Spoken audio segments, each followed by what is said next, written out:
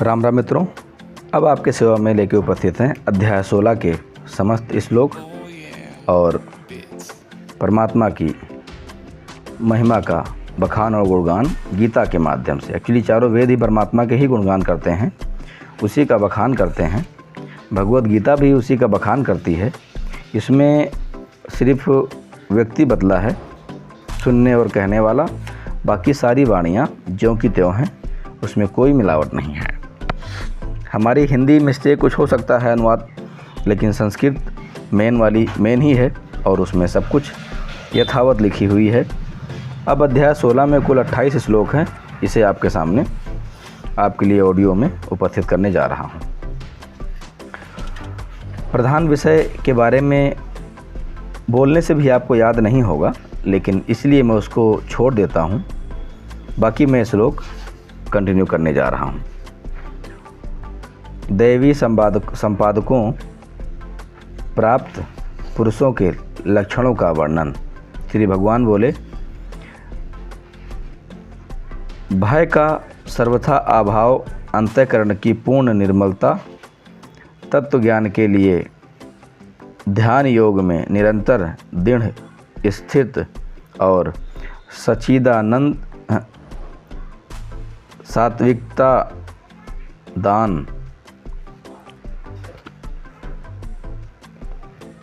इंद्रियों का दमन, भगवान, देवता और गुरुजनों की पूजा तथा अग्निहोत्रादि उत्तम कर्मों का आचरण एवं वेद शास्त्रों का पाठन तथा भगवान के नाम और गुणों का कीर्तन, स्वधर्म पालन के लिए स्पष्ट करना और शरीर तथा इंद्रियों के सहित अंतःकरण की सरलता, मन वाणी और शरीर से किसी प्रकार भी किसी को कष्ट न देना, यथार्थ और प्रिय भाषण, अपना आपकार करने वाले पर भी क्रोध का न होना, कर्मों में और कर्तपान के अभिमान का त्याग, अंतःकरण की उपरीति अर्थात चिंता की चंचलता का अभाव, किसी भी निंदादि न करना, किसी की भी निंदादि न करना, सब भूतों में हेतु रहित दया, इंद्रियों का विषयों के साथ संयोग होने पर भी उनमें आसक्ति का ना होना, कोमलता, लोक और शास्त्रों से विरुद्ध आचरण में लज्जा और व्यर्थ चेष्टाओं को अभाव तथा तेज, क्षमा, धैर्य, बाहरी शुद्धि एवं किसी से भी शत्रु भाव का ना होना और अपने पूज्यता के अभिमान का अभाव, ये सब तो हे अर्जुन दैवी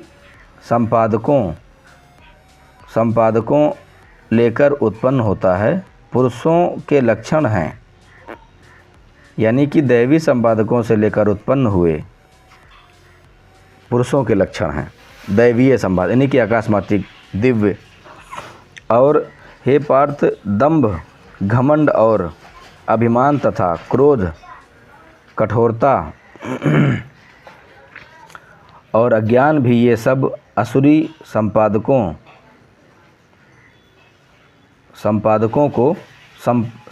को लेकर उत्पन्न हुए पुरुषों के लक्षण हैं। और उन दोनों प्रकार की संपदाओं में दैवी संपदा मुक्ति के लिए और असुरी संपदा बांधने के लिए मानी गई है। इसलिए हे अर्जुन, तू शोक मत कर, क्योंकि तू दैवी संपदा को लेकर उत्पन्न हुआ है। हे अर्जुन, इस लोक में भूतों की सृष्टि यानी मनुष्य समुदाय दो ही प्रकार है, एक तो देवी प्रकृति वाला और दूसरा असुरी प्रवृत्ति वाला। उनमें से दैवी प्रकृति वाला तो विस्तार पूर्वक कहा गया है। अब तो असुरी प्रवृत्ति वाले मनुष्य समुदाय को भी विस्तार पूर्वक मुझसे सुन।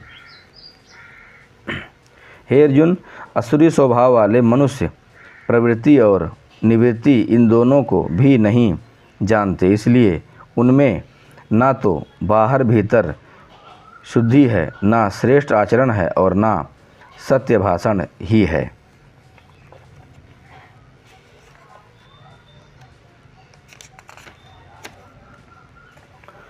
तथा वे असुरी प्रवृत्ति वाले मनुष्य कह करते हैं कि जगत आश्रय रहित, सर्वथा असत्य और बिना ईश्वर के अपने आप केवल स्त्री पुरुषों के संयोग से उत्पन्न है, अतएव केवल काम ही इसका कारण है, इसके सिवा और क्या है। मतलब कहते नहीं इसके सिवा क्या है, कुछ भी नहीं है, उस प्रकार का ये वाक्य है।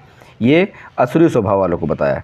इस प्रकार इस मिथ्या ज्ञान को अवलंबन करके जिनका स्वभाव नष्ट हो गया तथा जिनकी बुद्धि मंद है, वे सबका आपाकार करने वाले कुकर्मी मनुष्य केवल जगत के नाश के लिए ही सर्वथा होते हैं, और वे दंभ, मान और दंभ से युक्त मनुष्य किसी प्रकार भी पूर्ण ना होने वाली कामनाओं का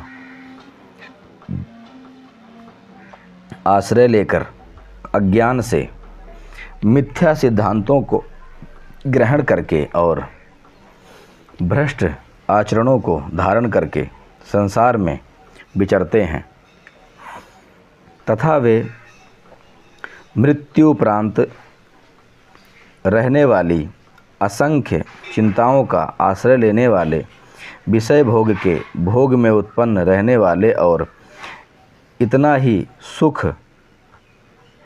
सुख है इस प्रकार मानने वाले होते हैं। इसलिए वे आशा की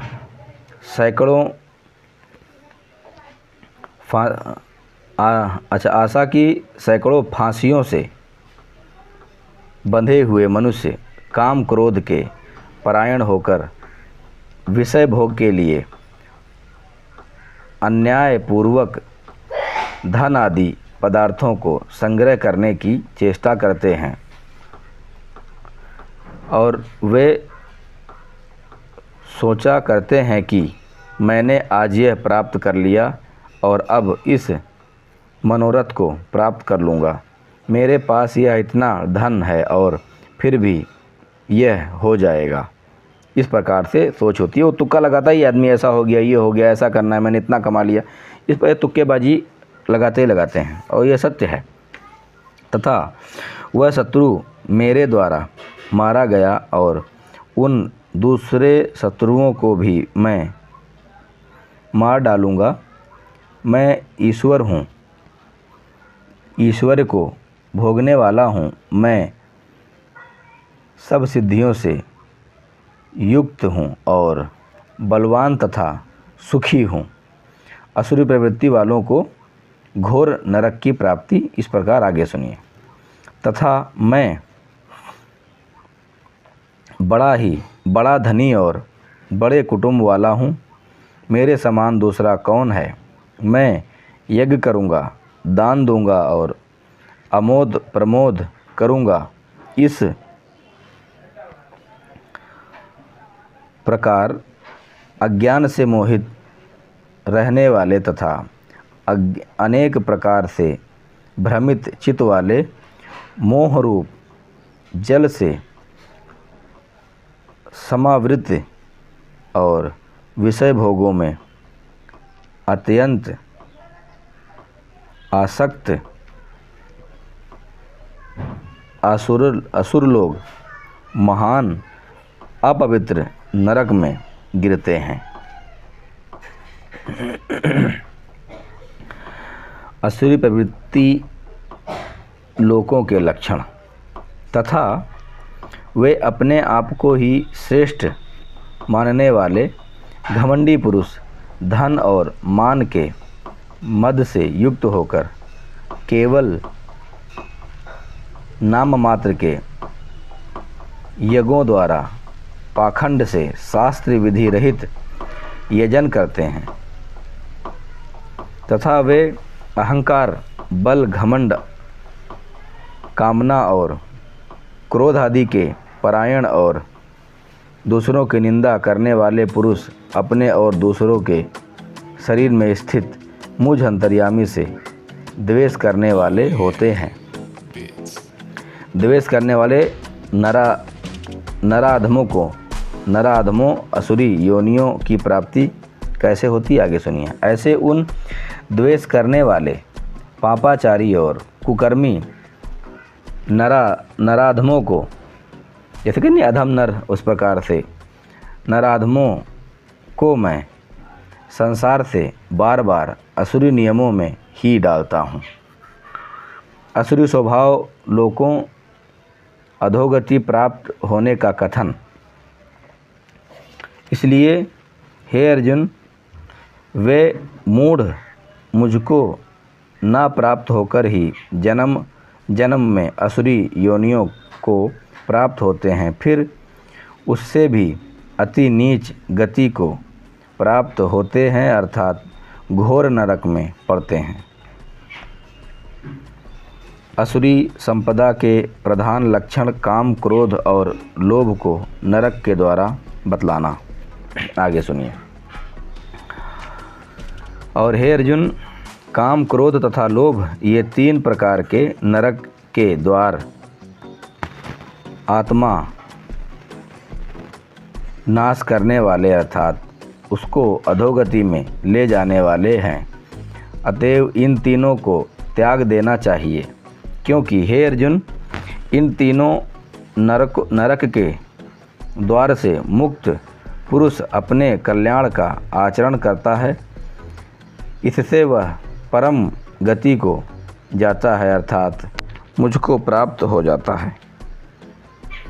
और जो पुरुष शास्त्र विधि को त्याग कर अपनी इच्छा से मनमाना आचरण करता है वह सिद्धि को प्राप्त होता है, ना परम गति को और ना सुख को ही। शास्त्र अनुकूल कर्म करने हेतु प्रेरणा। इस प्रकार सुनिए। इससे तेरे लिए इस कर्तव्य और अकर्तव्य की व्यवस्था में शास्त्र ही प्रमाण है। ऐसा जानकर तू शास्त्र विधि से नियत कर्म ही करने योग्य है।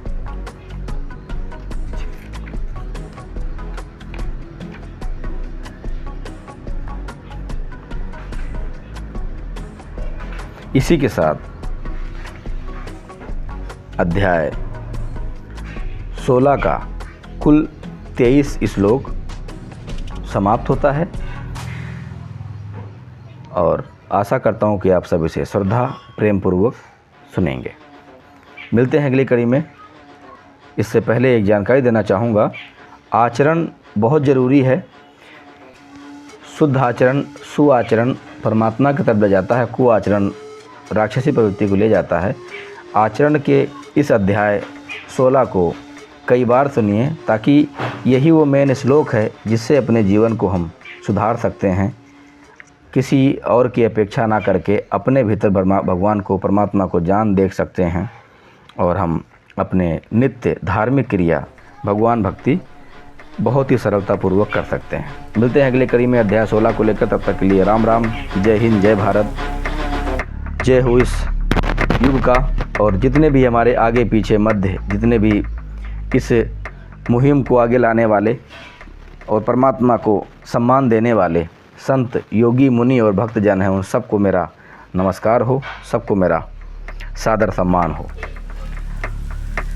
राम राम, जय हिंद।